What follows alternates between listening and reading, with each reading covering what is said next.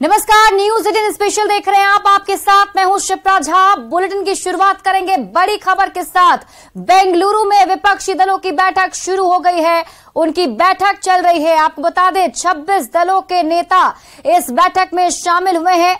CM Nitish Kumar, Lalu Prasad Yadav, deputy CM Tejashwi Yadav इस बैठक में शामिल हैं और इस बैठक में कॉमन मिनिमम प्रोग्राम पर चर्चा होगी, सीट शेयरिंग पर चर्चा होगी, संयोजक के चुनाव पर भी चर्चा होगी। ऐसे कई सारे मुद्दे जिन पर आज इस बैठक में चर्चा होनी है।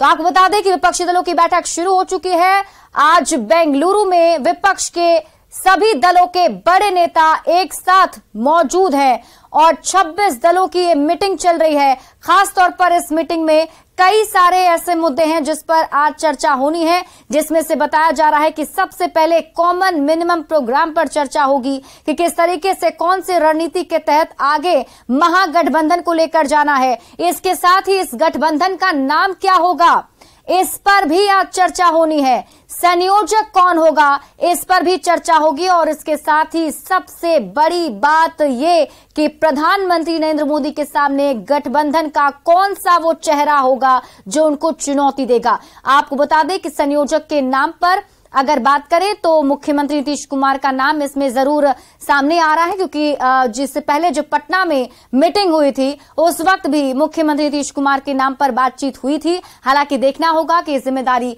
किसे सौंपी जाती है।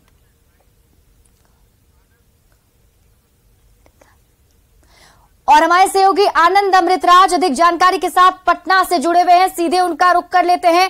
आनंद, बैठक शुरू हो चुकी है और बिहार के खास तौर पर अगर बताएं तो जितने भी बड़े चेहरे हैं वो इस बैठक में शामिल हैं। फिलहाल बिहार में क्या सन्नाटा पसरा है या फिर वहां अभी भी सियासत तेज है?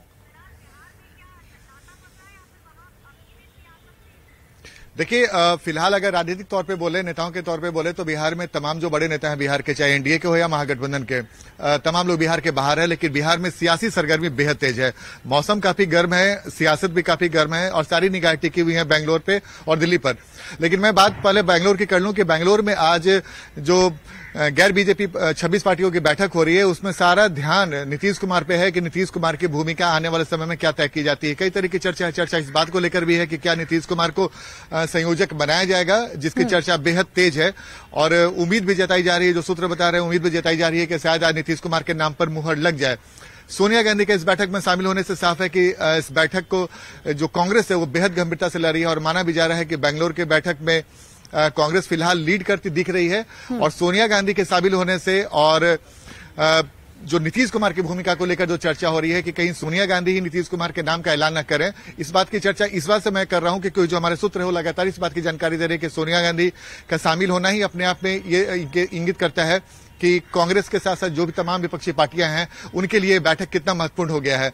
और खासकर कई रीजनल पार्टियों के जो नेता हैं वो राहुल गांधी से उनकी पटरी एक तरीके से नहीं बैठती है, तो सोनिया गांधी एक ऐसा चेहरा हो सकती है जिनसे तमाम जो क्षेत्रीय पार्टी के नेता हैं उनका बेहतर तालमेल हो। तो एक वजह से ये भी महत्वपूर्ण है। दूसरी महत्वपूर्ण बात है कि नीतीश कुमार की भूमिका क्या होने वाली है। अगर संयोजक के नाम पे घोषणा हो जाती है तो बिहार की सियासत पे भी ज्यादा असर पड़ने की संभावना और देश की सियासत पे भी असर पड़ सकती है। बिल्कुल आनंद, और भी कई सारे ऐसे पेच हैं जिसे आज सुलझाने की कोशिश इस बैठक में जरूर होगी, उस पर भी मैं आपसे चर्चा करूंगी। लेकिन इसी बीच हमारे साथ हमारे सहयोगी संजय सिन्हा भी रांची से जुड़े हुए हैं।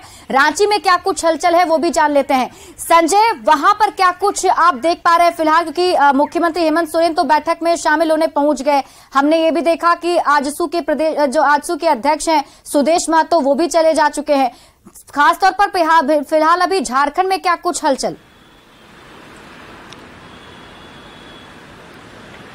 देखिए, बैठक जो है भले ही बंगलोर और दिल्ली में होने वाली है, लेकिन झारखंड का सियासी पारा वैसे ही गर्म है। आप समझ लीजिए कि हेमंत सोरेन यूपीए की बैठक में शामिल होने गए हैं, वहां शामिल है, और जो आशीष सुप्रीमो जो है एनडीए की बैठक में आप 5 बजे शामिल होंगे। लेकिन दोनों बैठक का सियासी मतलब मायने अलग अलग है। सबसे पहले आप समझिए कि बेंगलुरु की जो बैठक होने वाली है उसमें कई चीजों पर, मुद्दों पर फैसला होना है, जबकि दिल्ली में जो एनडीए की बैठक है उस बैठक में एक बड़ा राजनीतिक और कूटनीतिक संदेश देने की कोशिश होगी। एक तरीके से 29 बनाम 26 का ये कहा जा रहा है कि पूरा खेल है और इसमें जैसे जैसे एकजुटता होगी, बाकायदा यूपीए में बाद में प्रेस कॉन्फ्रेंस होगा तो 26 दलों के चेहरे आप देखेंगे। एनडीए में बाकायदा ये दिखाने की कोशिश होगी कि हम लोग 38 लोग साथ में हैं और पहले के मुकाबले एनडीए ज्यादा मजबूत नजर आ रहा है। एनडीए की बैठक में आज बात करें तो देखिए जेएमएम की ओर से अभी हमने थोड़ी देर पहले जेएमएम के सांसद महुआ माझी से हमने बात की। उन्होंने एक बहुत बड़ा इशारा किया, खुलकर बोला भी कि देखिए अब सियासी जो परिदृश्य है, राजनीतिक हालात कांग्रेस के लिए भी बदले हैं झारखंड में और जेएमएम के लिए बदले हैं। जेएमएम के लिए माहौल इसलिए बदला है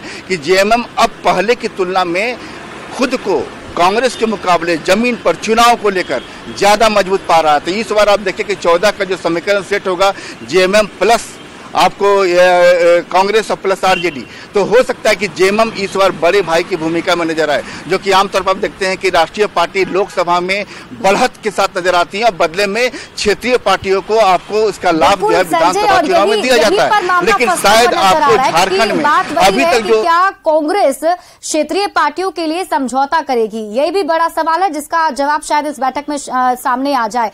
आनंद हमारे साथ जुड़े हुए हैं। आनंद, देखिए पिछली बार जब पटना में बैठक हुई तो एक नई तारीख निकली जिसमें अभी हम जो देख पा रहे हैं कि बैठक चल रही है, तो क्या लगता है इस बैठक के बाद भी कोई अगली तारीख निकलेगी या फिर जो हम बात कर रहे हैं कि कॉमन मिनिमम प्रोग्राम पर चर्चा होगी, चेहरा कौन होगा, संयोजक कौन होगा, सीट फॉर्मूला क्या तय हो पाएगा?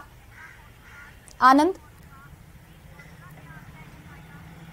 देखिए बिल्कुल सही आपने कहा, इसमें तमाम बातें सुलझ जाएं ये संभव नहीं लगता है। हाँ, ये जरूर हो सकता है कि संयोजक के नाम पे मोहर लग जाए, आने वाले बैठक में क्या कॉमन मिनिमम प्रोग्राम होगा उस पर एक सहमति बन जाए। चेहरे की जहां तक बात रही है, चेहरा कोई आगे नहीं आने वाला है क्योंकि कई पार्टियों ने कह दिया है कि फिलहाल चुनाव के पहले चेहरे की कोई जरूरत नहीं है। जेडीयू की तरफ से भी ये बात कही गई थी, तब शरद पवार की तरफ से भी बात कही गई थी और कई सारे ऐसे नेता अखिलेश यादव की तरफ से भी कही गई थी। तो चेहरे की बात पर भी जहां है तो चेहरे की पर तस्वीर साफ नहीं होगी। लेकिन महत्वपूर्ण यह है कि सीट शेयरिंग जो सबसे महत्वपूर्ण बात होगी इस गठबंधन के लिए, क्योंकि कई ऐसे क्षेत्रीय छत्रप हैं जिन्होंने साफ साफ ऐलान कर दिया और साफ साफ कह भी दिया है कांग्रेस को कि जहां पे रीजनल पार्टी मजबूत है वहां पे आप उसे फ्रंट फुट पे खेलने दीजिए, जहां पे कांग्रेस मजबूत है और जहां पे बीजेपी से उनके आमने सामने की लड़ाई है वहां पर बीजेपी से वो फाइट करे। तो यानी कि साफ है कि कंडीशन पहले से लगा दिया गया है। कई ऐसे राज्य जैसे अगर आप बंगाल की बात करें, ममता बनर्जी ने साफ कर दिया कि वहां पे कांग्रेस और वाम दल को बहुत ज्यादा स्पेस देने के मूड में नहीं है।